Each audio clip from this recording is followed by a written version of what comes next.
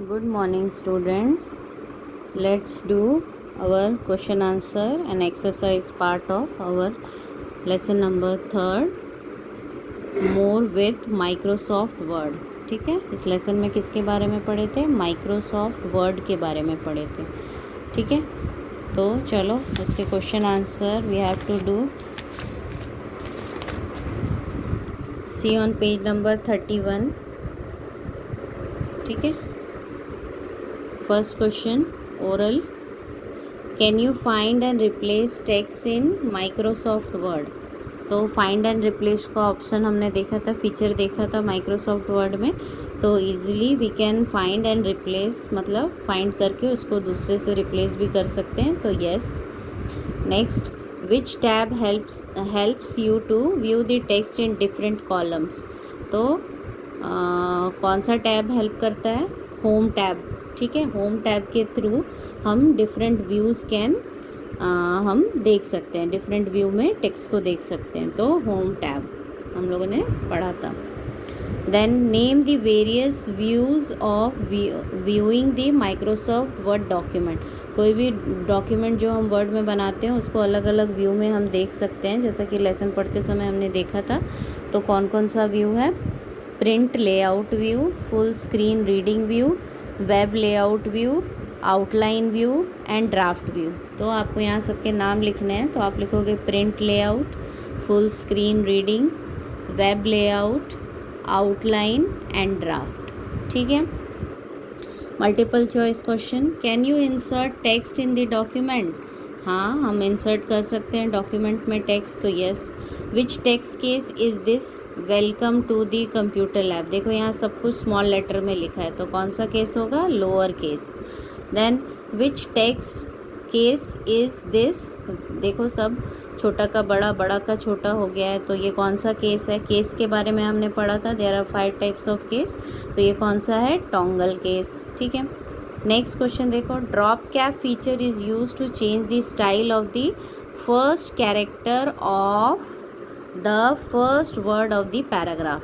Drop cap feature के बारे में पढ़ा था. किसी भी पैराग्राफ का पहला कैरेक्टर, उस पैराग्राफ का पहला वर्ड का जो पहला कैरेक्टर है उसको अलग स्टाइल चेंज करने के लिए हम किसका, कौन से फीचर का यूज़ करते हैं? Drop cap.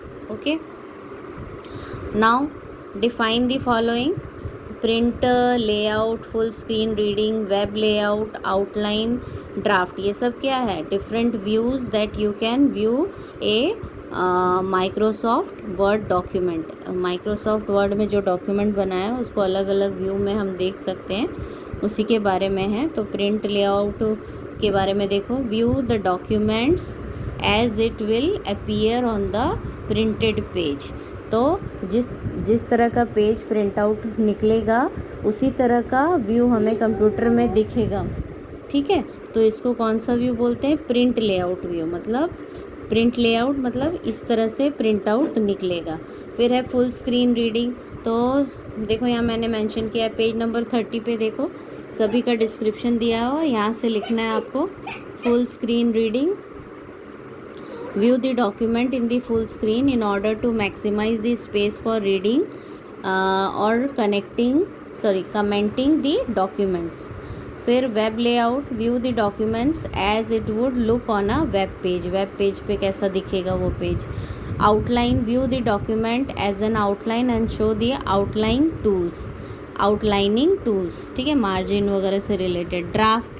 ड्राफ्ट में view the documents as a draft to quickly edit the text. ठीक है, एडिट भी कर सकते हैं, उसमें कुछ चेंजेस भी कर सकते हैं.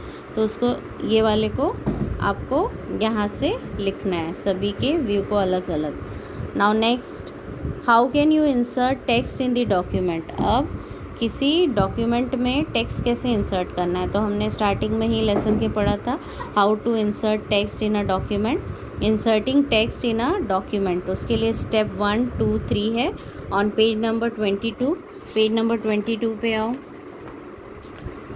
पेज नंबर 22 पे सारे स्टेप्स दिए हैं. देखो, inserting text in a document, step 1, step 2, step 3, ऐसे ही आप लिखोगे. स्टेप 1 में जो दिया है वो लिखोगे, स्टेप 2 में जितना दिया है वो लिखोगे, और फिर स्टेप 3 में जो लिखा है वो। तो इस तरह से हम इंसर्टिंग टेक्स्ट को लिखेंगे। फिर next, what is the use of change text case. ठीक है, तो हमने इसमें बहुत सारे केस के बारे में पढ़ा है, अपर केस, लोअर केस, हाँ कैपिटल लेटर में लिखना, लोअर लेटर स्मॉल लेटर में लिखना। ठीक है, अलग अलग टाइप के केस पढ़े। ठीक है, तो इसमें क्या लिखोगे, changing the text case enables us to represent the text in different way. ठीक है, तो क्या है, changing the text case enable us to represent the text in different way. ठीक है, ये हो गया इसका answer. Now what is quick access tool bar, जिसको हम बार बार जिसकी हमको ज़रूरत पड़ती है उसको हम क्विक एक्सेस करने के लिए टास्क बार पे ले आते हैं या टूल बार पे ले आते हैं, है ना। तो इसमें क्या लिखोगे, quick access tool bar enable us to have a quick access to some commands that are use frequently. कुछ ऐसे कमांड जिसको हम बार बार हमें यूज़ करने की ज़रूरत है, उसको फ्रीक्वेंटली मतलब तुरंत यूज़ करने की ज़रूरत है, उसको हम क्विक एक्सेस टूल बार से अनेबल कर सकते हैं। ठीक है, तो ये हो गया, quick access tool bar enable us to have a quick access to some commands that are used frequently. Next question, what do you mean by drop cap feature? drop cap पढ़ा था, पैराग्राफ का first character first word को change करना, है ना। तो drop cap feature is use to change the style of the first character of the first word of the paragraph. तो drop cap feature is used to change the style of the first character of the first word of the paragraph. ठीक है, ये इसका answer हो गया। ठीक, name any 4 options that you can add in quick access tool bar. Quick access tool bar पे आप क्या क्या ऑप्शन लेने चाहते हो क्विक एक्सेस टूल बार में, जिसको आप बार बार यूज़ करना चाहते हो। तो उसमें से अंडू, रीडू, अंडू मतलब जो किए हो वो नहीं करना है तो बटन दाबोगे तो वैसा हो जाएगा। रीडू मतलब अगर गलती से कुछ डिलीट हो गया उसको फिर से लाना है तो रीडू करेंगे, तो रीडू बटन हमें बार बार चाहिए।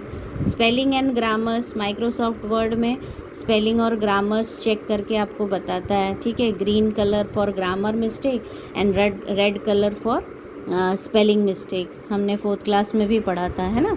कोई भी डॉक्यूमेंट लिखते हैं तो रेड कलर से वेव आने लगती है, ग्रीन कलर से वेव आने लगती हैं। तो ग्रीन कलर से जो आती है वो शो करता है कि वहाँ पे ग्रामर मिस्टेक है। रेड कलर से जो वेव आता है जिस पे, उसका मतलब है वो स्पेलिंग मिस्टेक है वहाँ, है ना। फिर ड्रॉ टेबल, बार बार मुझे अगर टेबल की ज़रूरत है तो मैं ड्रॉ टेबल को क्विक एक्सेस टूल बार से यूज़ करूँगी ताकि वो मैं फ्रीक्वेंटली यूज़ कर सकूँ। तो undo, redo, spelling and grammar, draw table और भी कुछ ऐड कर सकते हो आप। ठीक है, now what are the views of the document, name them. तो कोई भी डॉक्यूमेंट को देखने के लिए अलग अलग व्यूज़ हैं, 5 व्यू हैं, हमने पढ़ा है। ठीक है, तो उसके नाम क्या है, print layout view, full screen reading view, ठीक है, web layout view, outline view, draft view. ठीक है, ये हो गए आपके इसके answer, views of a document. अब देखो इधर एक्टिविटी फन टास्क में क्या है, right your name in the different text case you have learned in the chapter. अच्छा, ये होमवर्क है और ये बुक में ही करना है आप लोगों को। ठीक है, अलग अलग जो केस हमने पढ़ा ना, देखो पेज नंबर कहाँ पे पढ़ा था हम लोगों ने, स्टार्टिंग में ही पढ़ा था। देखो पेज नंबर 23 पे, देखो 23 पे ये जो sentence case, lower case, upper case, capitalize each word, toggle case, तो अपना नाम लिखो। ठीक है, और उसको अलग अलग केस में आपको रिप्रेजेंट करना है। जैसे देखो यहाँ पे एक एग्जांपल दिया है, वेलकम टू कंप्यूटर लैब, ये है, ये हो गया तुम्हारा सेंटेंस केस में ऐसा लिखा हुआ है। फिर है उसको लोअर केस में चेंज किया इस तरह से। ठीक है, फिर उसको अपर केस में चेंज किया इस तरह से, और फिर उसको कैपिटलाइज केस में चेंज किया इस तरह से, फिर टॉन्गल केस में चेंज किया इस तरह से। सपोज़ मैंने अपना नाम लिखा सबसे पहले सेंटेंस केस में। सेंटेंस केस में कैसे होगा, पहला लेटर कैपिटल बाकी छोटा, है ना। फिर अपर केस में कैसा होगा, अपर केस में सारा कैपिटल हो जाएगा, ठीक है। लोअर केस में कैसा होगा, सारा स्मॉल हो जाएगा, है ना, सारा स्मॉल हो जाएगा। फिर उसके बाद कैपिटलाइज केस है, उसमें क्या होता है, पहला लेटर जो है वो सबका कैपिटल होता है। यहाँ सिर्फ एक ही वर्ड है इसलिए ऐसा हो जाएगा। अगर कुछ यहाँ पे अलग वर्ड होता है, जैसे यहाँ पे अगर मैं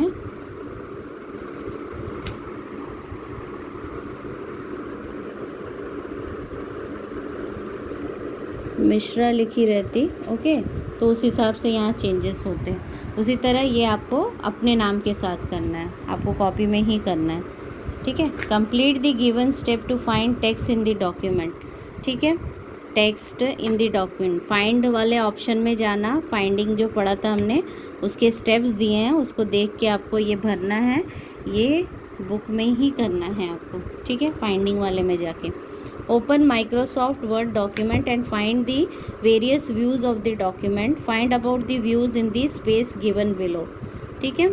तो ये वाला पार्ट हमने कर लिया है। तो ये और ये दोनों आपको बुक में करना है और ये आपका होमवर्क है, इसको आपको खुद करना है, ठीक है।